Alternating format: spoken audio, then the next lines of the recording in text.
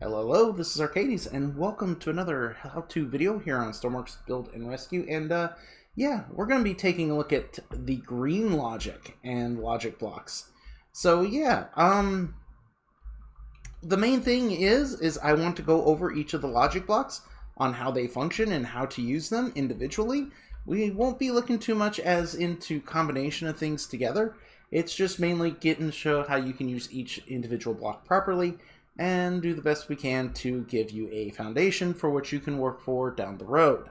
So, yeah, with that being said, hope you like what you see, hope you enjoy what you watch. If you do, remember to like, subscribe, leave a comment, tell me what you think, helps out the channel immensely, and yeah, let's get into this. Okay, so yeah, like I said, the main thing is I want to go through each of these different logic blocks, and we're gonna I want to go into how you hook them up to different values and such. Now, the focus of this is the numerical arithmetic logic blocks. So in other words, if you look here, if you see the icons on the things, you notice they have those long bars. They're all numbers. Yes, the divide button does have a logic output, but that's the only exception to this, and there's a reason for that, which we will get into when we get to that block.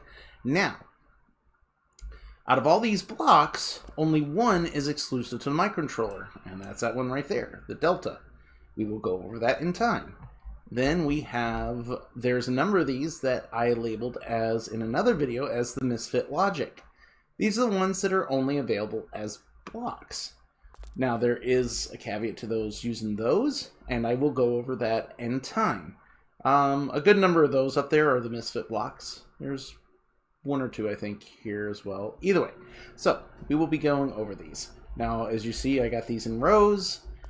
Kind of like split them up in their classes, so to speak. We're going to start with the first row being the constant block.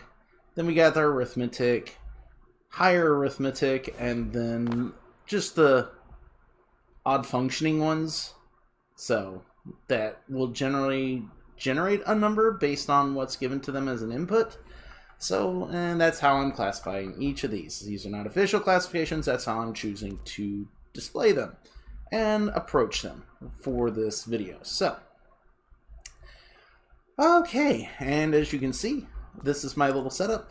I will have a little blackboard here. I thought I should do this, right? Keypad to input numbers with, and we're also going to use a control handle to manipulate numbers with, and I got this as well, all for playing to show things off. So, yes, fun. Yeah, so, without further ado, let's actually get in there, and we'll start with our first block. So, our first block we're going to go over is the constant number block. Outputs a constant numerical value. Outputs a constant numerical value. The number that is being outputted can be configured by selecting this component with the select tool. So as it said, it just sits and generates a number as designated in this box. So as you can see, I have this one set to 703. Now, out here in the world, as you can see, I use this little demonstration. I'll hook it up. We'll get our outputs. These will be inputs, but for now, we're just looking at constant blocks. So as you can see, it only does one thing. It outputs a number. I've set it for 703 for this one. And it just outputs that number. So, yeah, that's it in a nutshell. So, now we're going into the next row of blocks. These were the just basic arithmetic. The first one we're going to look at out of this row is the add block. Takes two number inputs, adds them together, and outputs the result. Now, if we go in here to the logic, actual logic here, and you see your inputs and outputs, here's the other thing that I like about these is the blocks, is because they will tell you what's going on. First value to be added, second value to be added, and then the outputs the result of A plus B. So, that is your add block. Those are the inputs and the description. And hopefully, if you understand your basic, you already have a basic understanding of math if you're playing the game and you're getting to this part. 1 plus 1 equals 2, 2 plus 2 equals 4, and so on and so forth. Just takes two numbers, adds them together, and gives you the output. Okay, so as a basic setup here, as you can see, I got input 1 set as a 5, input 2 as a 10, goes through, gets added together with the block, comes out to 15. Pretty straightforward. And I mean, you know the purposes of using add blocks, whether microcontroller here, and you know, early on in the game, say you're doing a progressive rear and you're using these things, you don't get sometimes you just need to, if you want to find out your total fuel, if you have multiple of these type of tanks in there, you can just use the add box and stack them all together and find a total calculation. So yeah, pretty straightforward piece. All right, let's hit the next one. Okay, so next on the list is the subtract block. Subtract logic. Takes two number inputs, subtracts the second from the first, and outputs the result. So yeah, subtraction. Now we come here to look at the actual logic inputs. It says the value to A is the value to be subtracted from, and B the value to subtract. So the first one for the logic block is always going to be the one you're going to be subtracting from. So if you want 10 minus 5 and you want to get 5, well, this will be 10.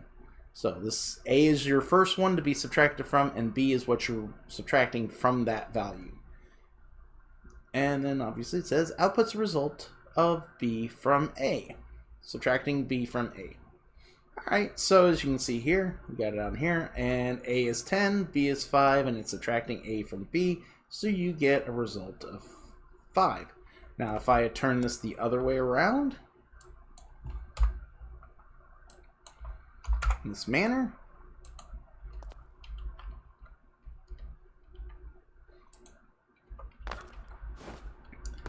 as you can see, you'll get negative 5 because we're subtracting 10 from 5. Pretty straightforward. Again, if you know how to use your basic arithmetic, this is the place to go. And yeah. Okay, the next block we're going to look at is the multiply block. And as it says, takes two number inputs, multiplies them together, and outputs the result. So pretty straightforward. It doesn't like, it's like the add block. It doesn't care as much about which is which, but it said the value to be multiplied in A and the value to multiply by on B. Generally, there's not any real difference in these, but yeah, it is there, has a difference in case it is relevant for whatever case. And outputs a result of multiplying A by B.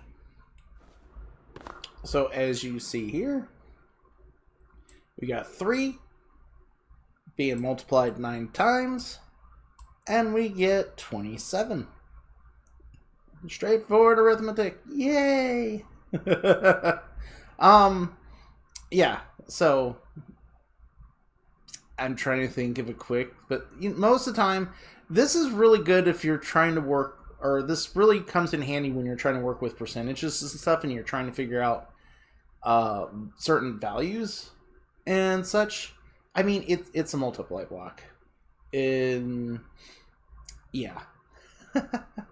Hopefully, whatever situation you find you're multiplying, there you go. You get its use. And I feel like I exaggerated that too much. Alright, let's go to the next one. Okay, so the next block up on the list is the divide block. Takes two number inputs, divides one by the other, and then outputs a result. If a division by 0 occurs, an on signal will be produced, and the output number value will be set to 0. So, this one has a little bit more going on with it. So you have input A, the number to divide. Input B, the number to divide by. Then you have the output, the result of A divided by B, or 0 attempting to divide by 0. And then you have the error output. Output's true when a division by 0. So, if you have like an incomplete setup or an incomplete value or something like that, to where one of these values is 0, then this will just result as a 0, and this will turn on. Otherwise, it just divides them as it needs to, and will display that number. Most of the time, this is for like error finding and such, debugging, or maybe you have something that you want to just say, hey, it's empty, it's empty, it's empty. It does have its uses, but wherever you decide you need to do it, if you really need to be let known that it is dividing by 0. So, okay, as you can see here, I got it set up. We got first number is 10. We are dividing by 5 to give us an output of 2. Because it's not resulting in a divide by 0, we don't have the error. Now if we come over here and we change that one of these to 0, as you can see, it's now dividing by 0. The output is now 0, and we have this producing an on signal, which is turning on the little indicator light right there. I mean, it is 0. It is division. For me, I think the most easiest way to use this, or that will be early on, is if you want to show percentage of a tank.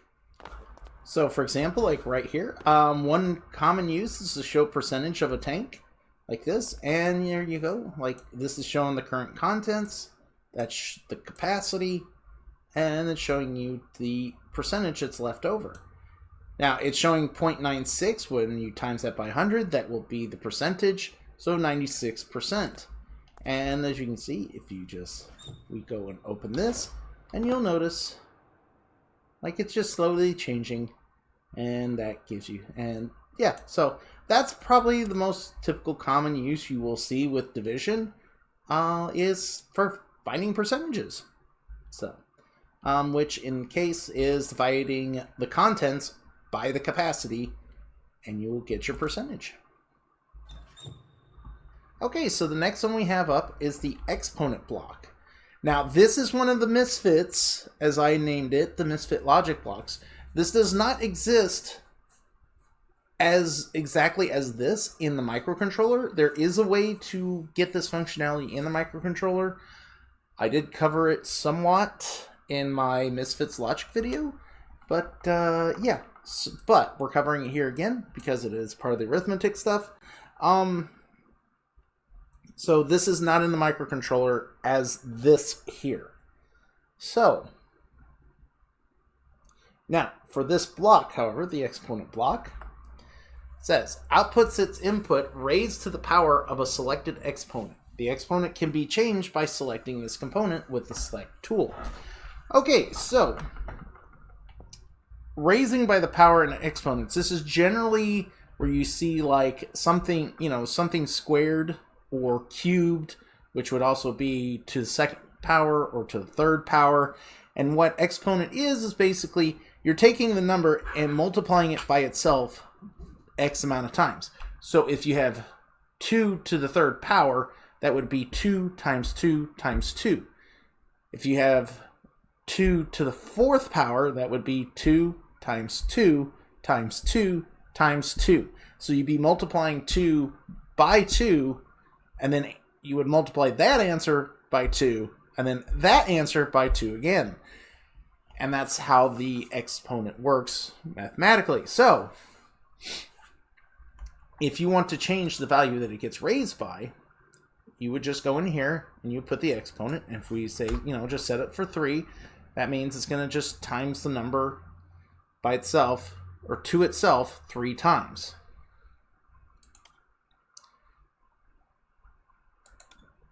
Come here to logic, says the number to exponentiate.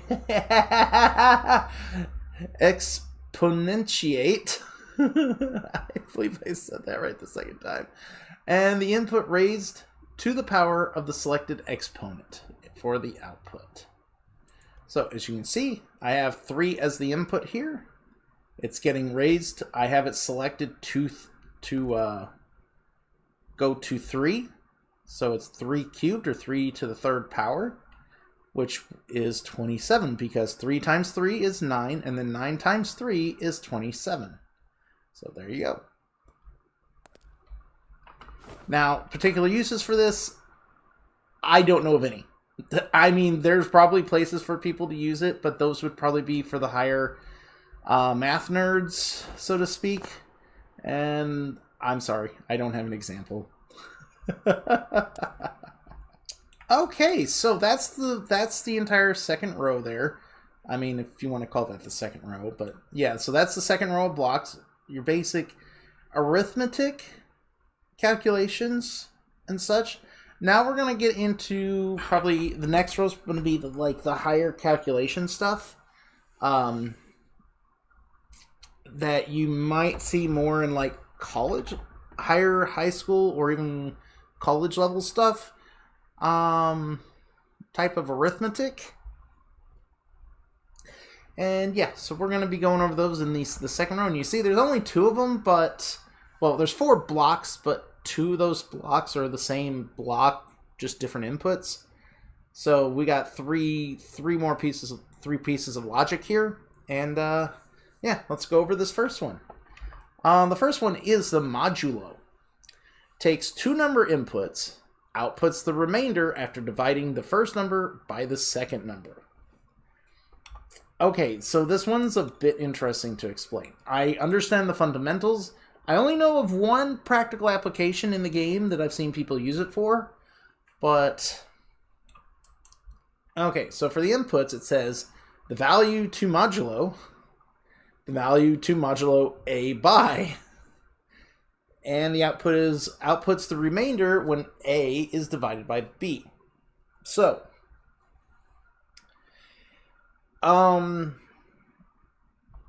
yeah, this one's better with examples, I guess.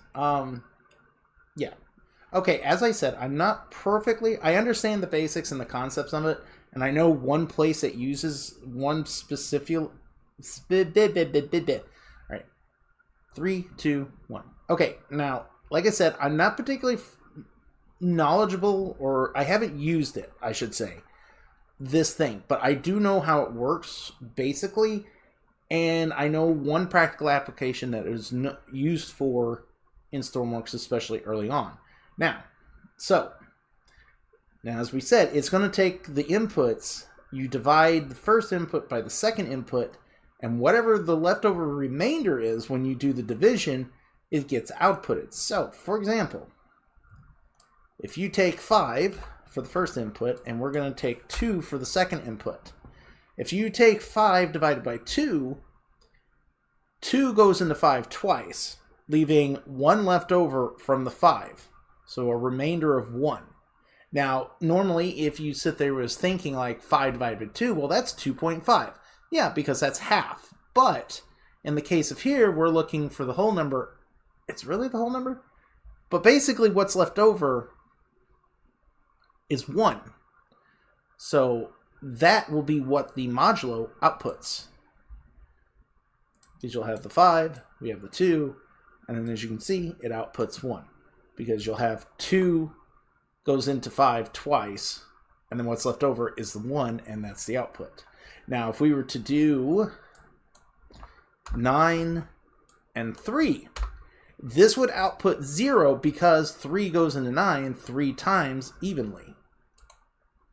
So there's no remainder left, thus the answer is 0.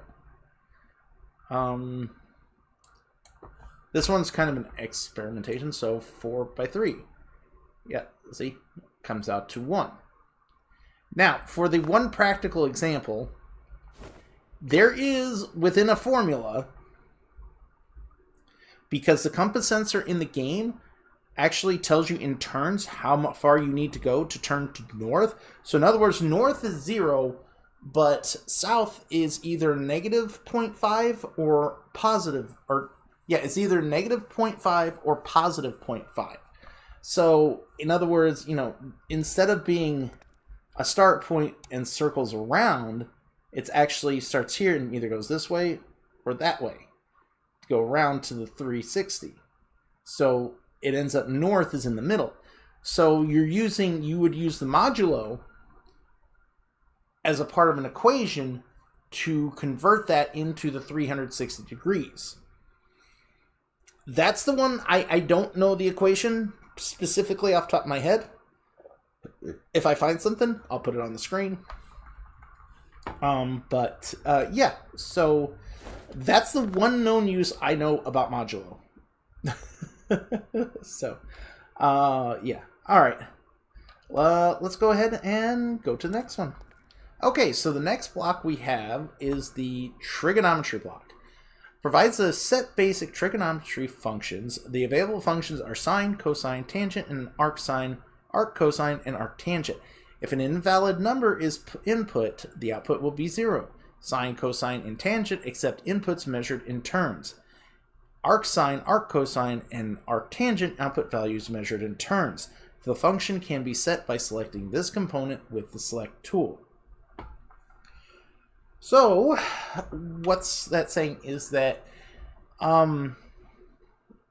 you can take outputs from certain things, say like, or you have a calculator value, and you can input it in, and it will give you the cosine,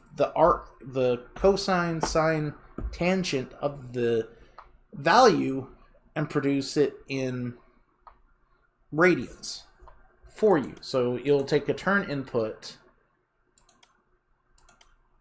here and output the radian output.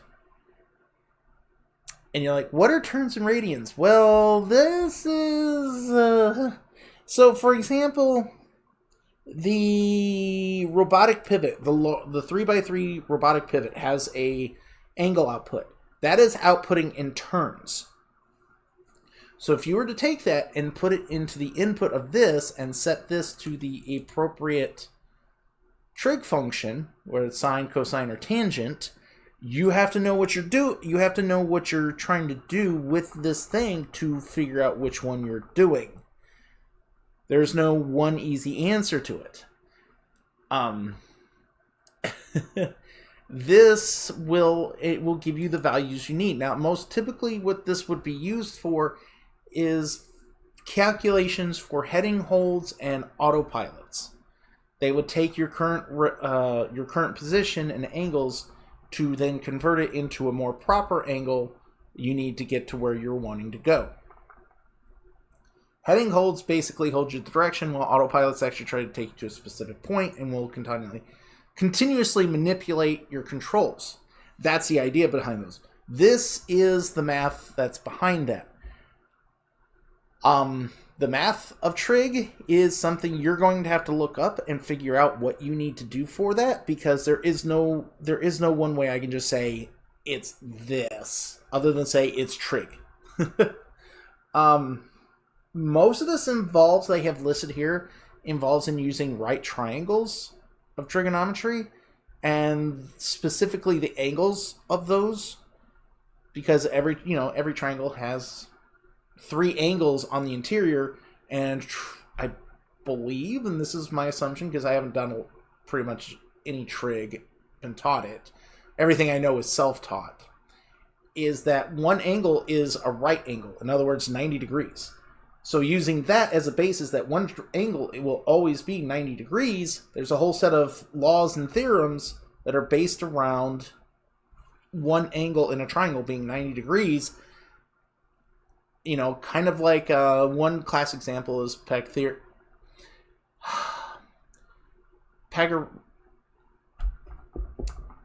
A squared plus B squared equals C squared. That's the formula.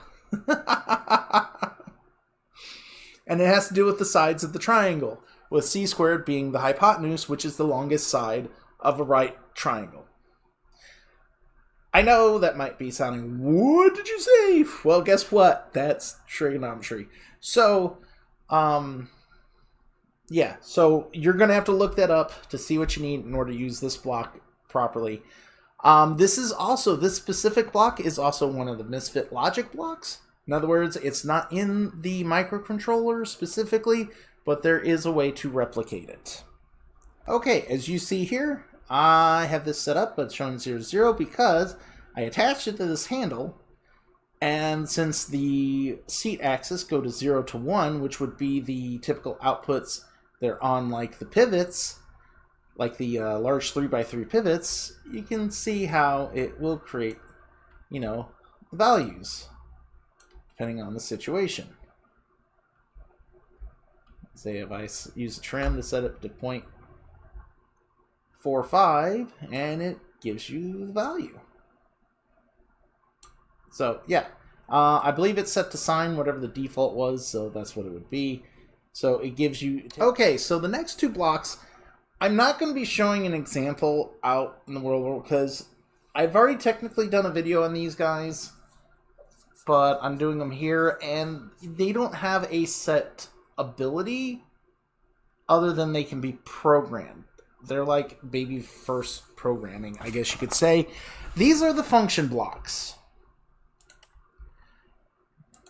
Right here, this one and this one. These are both the same block, just one has this one has one input and this one has 3 inputs. That's the only difference between these two blocks. There's a single input versus 3 inputs. And for quick reference, so function, we got the 3 inputs. Evaluates a mathematical function with up to 3 variable inputs. The function can be entered by selecting this component with the select tool. A list of full valid operations are also visible in the component's selection menu. So there is no one defined feature that this does. Like I said, these are completely the same, other than the number of inputs. Now you come over here. This shows you, this drop box shows you all your variables.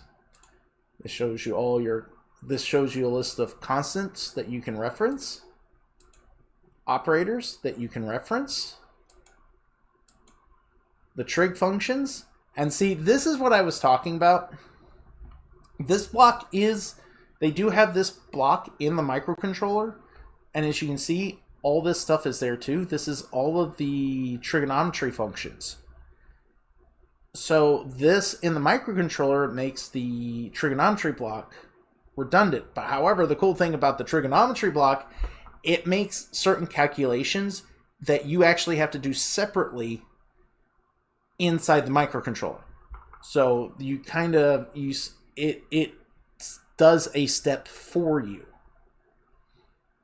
Okay. Then we have this add-on, which has a whole bunch of other, like, graphing tools, graphing calculations and such. Like you have, yeah. So you have a whole bunch of numerical manipulation right here. So yeah, it's definitely a very handy piece. And then it has some reference of calculations because, you know, I made that video about the speed calculator or speed converter. That's where this is. This has the calculations for, you know, for like turns to radians, degrees to radians, radians to degrees.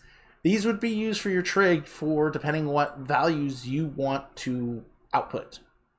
So, yeah. Yeah. So, anyways. So, this block here will cover your trig. And there, it has your, what was the other one? Oh, yeah. Like, you can, yeah, it'll even cover the modulo. It'll cover the exponent. This one right here, the power, this covers your exponent.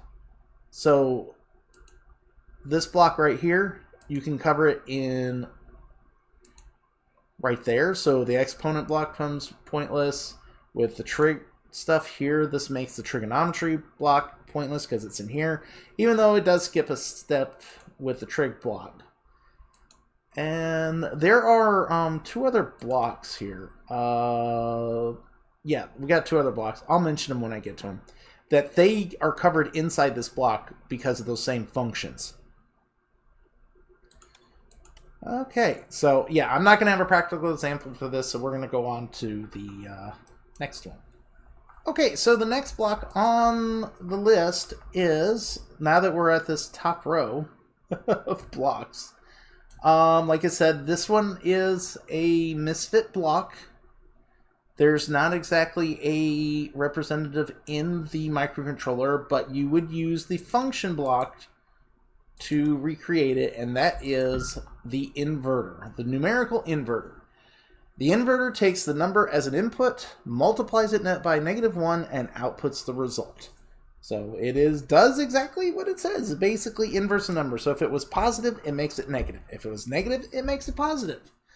This function is in the function block by just simply going -x. That's it. That will give you an inverter block with a function block in microcontroller. And that's it. Really all it is.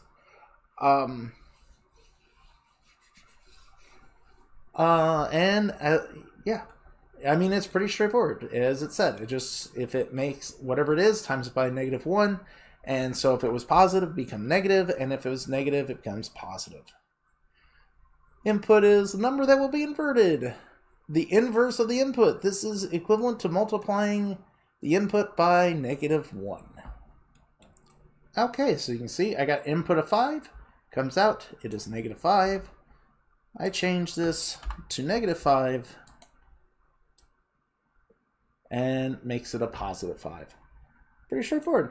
Now, typical use for this is, at least for this block, is when you do steering.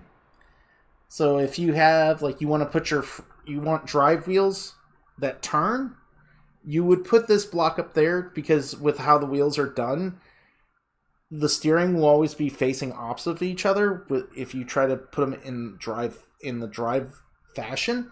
So you want to invert one of your wheels so that they will match together, and this is typically the block that's used. Is that generally people will just put down this inverter block, take the steering input, go to the one wheel, take this other take the steering input to the one wheel, and then put the steering input in this, and then this would go to the other wheel, and it would make a match. Now, whether you put it on the correct wheel or not, that depends on your build, so you'll just have to match it and make sure it works the way you want, but that's how you would get them to work. All right, next one. Okay, the next block on this list is the clamp. The clamp takes a number input and clamps it to a set range. The upper and lower values to clamp to the upper and lower values to clamp to can be configured. Why is there this extra 2 in there? The upper and lower values to clamp can be configured by selecting this component with the select tool. Okay, so we go to the input here. It just says the value to clamp within the upper and lower bounds. The output, the input after being clamped within the upper and lower bounds. So if we go in here, and as you can see, I have the minimum value set to 0.2 and the maximum value set to 0.7. You can change these however you need to for whatever purpose you need to. But for my example, I'm going to leave these as that. Okay, so I have the handle hooked up to all this. Now, what those upper and lower bounds mean is that if the number goes below the lower bound, it's going to stay at the lower bound. If it goes above the upper bound, it won't go any higher than the upper bound. So as you can see, the control is set to 0 right now, but the output is showing 0.2, because that's what I set the upper and lower bounds for. So the upper bound is set for 0.7, so when I go to hit W and S, I'm going to hit W, so you can see it goes up, but it stops at 0.69, even though the actual input is 0.99. So if I go ahead and use the trim, we'll set that to 1. As you can see, I don't know why it's doing that. Either way, but the point is that this is clamping it to the max of 0.7, even though it is raised to 0.1. If it's raised to below, 0.19, I think it's rounding is what it's doing. Yeah, as you can see, we've got 0.18, but the clamp puts it at 0.2. So, yeah, pretty straightforward. Very useful tool. Has a lot of different scenarios. You can use it in steering. You can use it for engine. I like using it on modular engines to control the output from a PID to make it more stable, because then the PID doesn't have as much, won't react as badly to certain things. So yeah. All right, to the next one. Okay, so the next one is the absolute block, ABS. Outputs the absolute value of a number input. Negative numbers are converted to positive numbers, while positive numbers are unchanged. So it's just looking for the numerical value of the number. It doesn't care whether it's negative or positive. It's going to output whatever that number is. Obviously, as it said, it's basically outputting as a positive number for reference, but it's just looking for the number. So this is also one of the Misfit blocks. You will not find this block in the microcontroller. This is replicated in the function block. It is down here, I believe, under add-ons, and it is this particular one right here, ABS X, absolute value of X. So that's where, which, as you know, you just would write it as here, ABS X. ABS, whoops.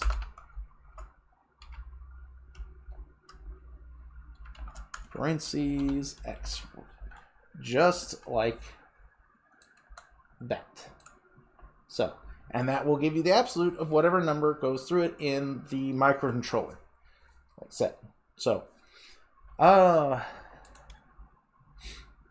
now, inputs. The number to get the absolute value of, and the absolute value of the input. Okay, we're back out here. I got the handle hooked up, and as you can see, as we go up, it gives the number. So it doesn't feel any different here, right? But when I start hitting S and we go in the negatives on the S, on this axis, as you notice, it's still positive. It does not change positive or negative, even though this is changing positive and negative. So, uses, to be honest, I don't have any off the top of my head. I really don't. I feel bad. Yeah, sorry. I'm not sure. There's always going to be a situation. This is one of those functions that are just generally used in specific situations of which you know you need that. And that's the best I can say at the moment. Okay, so the next one we're going to look at, this is another Misfit block. Most of the Misfits are up here. In other words, you will not find this one in the microcontroller, and this is the counter ping pong. A counter which oscillates between 0 and 1 with a set speed, and that's it. So it goes from it starts at 0, goes to 1, goes to 0, goes to -1, back to 0, to 1, to 0, -1, in that manner. Just goes up and forth, back and forth, back and forth, back and forth. It has its, uses for whatever you need it to. The input is the speed the counter changes by. So whatever you input will be at the speed that how fast it does it. And the current count for the output. Okay, so here we are on the little board. Right now, I don't have any input going to it. We're on the control. And I'm simply going to just slowly raise this, and you will see, like, it goes pretty fast, even at, like, a very small amount. I take it to, like, you're at what, 0.05.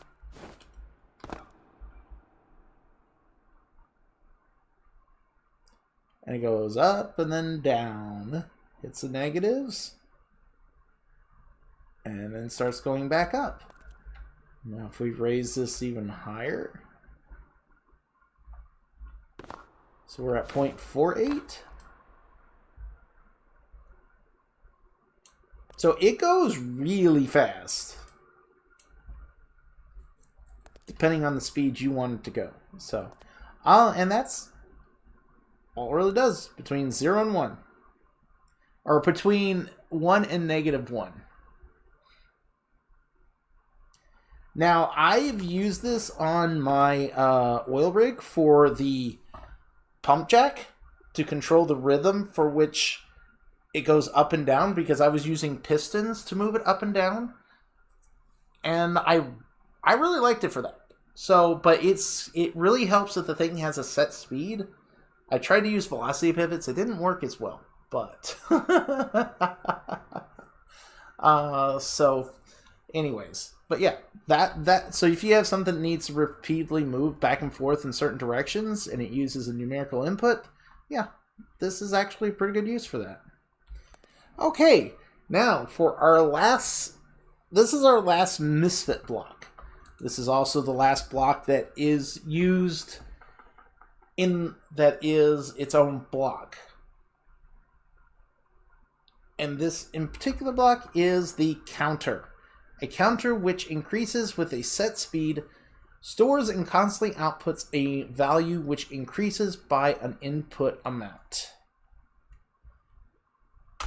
That was a mouthful. So basically, the input you give it, here, the speed which the count rises by, it will change the internal value of this thing to the number base, or to increases it at a rate based on the input, and then outputs the current number count. Okay, practical example, we're on the handle, and if I just hit slightly up, like if we go and use the trim, set at 0.11, and you see this one is going up. We then go and we'll trim down a bit, start slowing down, and then we'll go into negatives, and it starts counting backwards. So if you go negative on the count speed, it goes down. You go into the positive, it starts going up.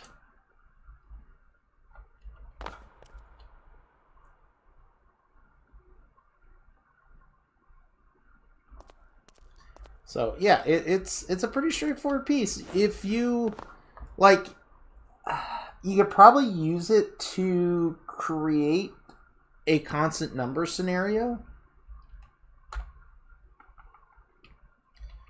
So you can like, it'll act like a constant number until you need to change it, and then you can use the input to change the speed at which it moves. And stop when it gets the value you need, but that's going to take a while, to be honest, because I mean, let's see, crank it all the way up to 1,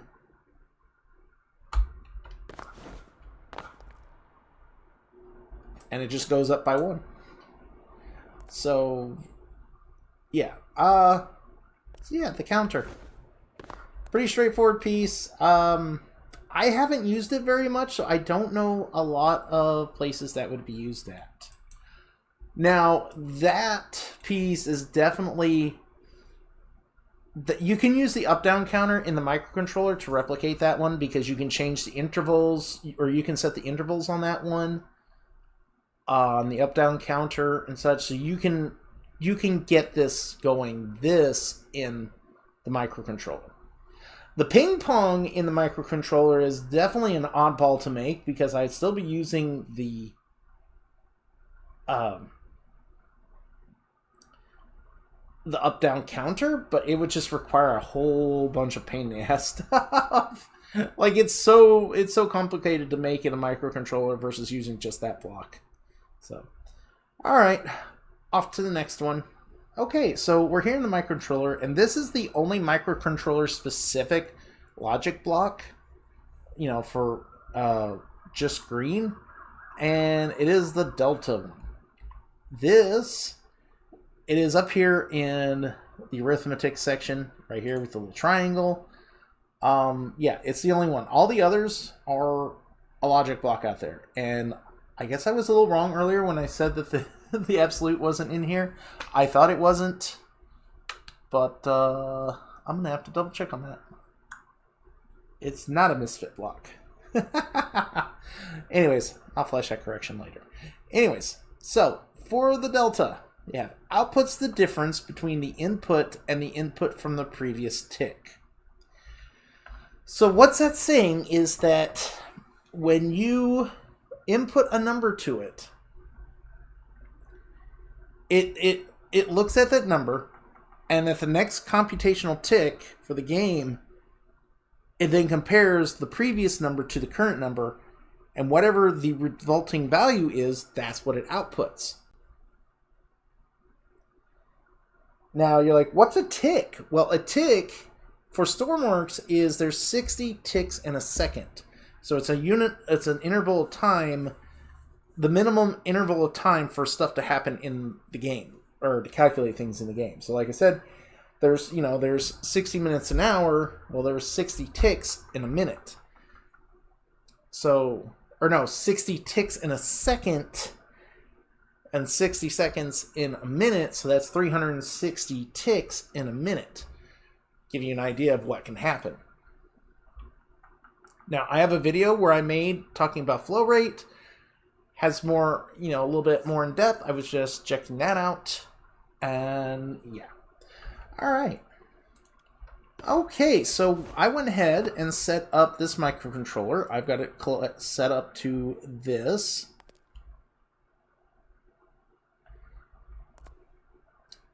And as you can see, because there's no change in value, there is 0 going on right now. So what we're going to end up doing is I'm going to open this valve, and this will start flowing out, and it will start showing how fast this is coming out here.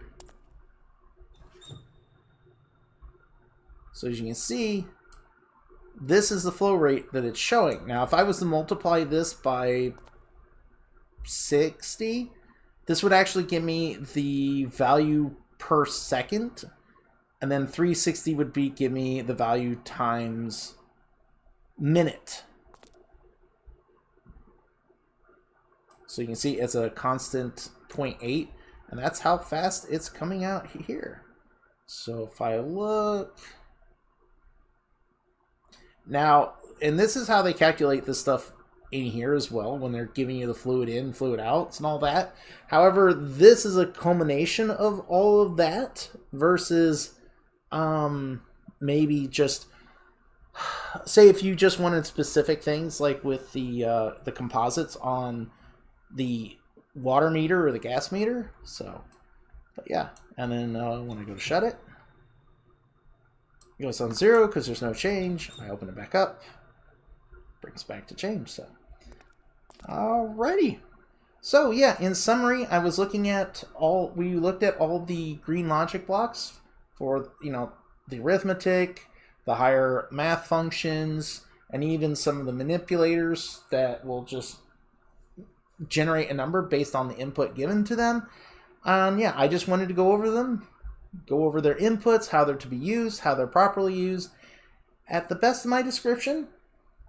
So I hope at least it'll give you a foundation to work with. And yeah. Okay, so hope you had a good time. Hope you enjoyed the watch. If you did, you know the deal. You know the spiel. This is Arcades signing out. Have yourself a good day. Whee!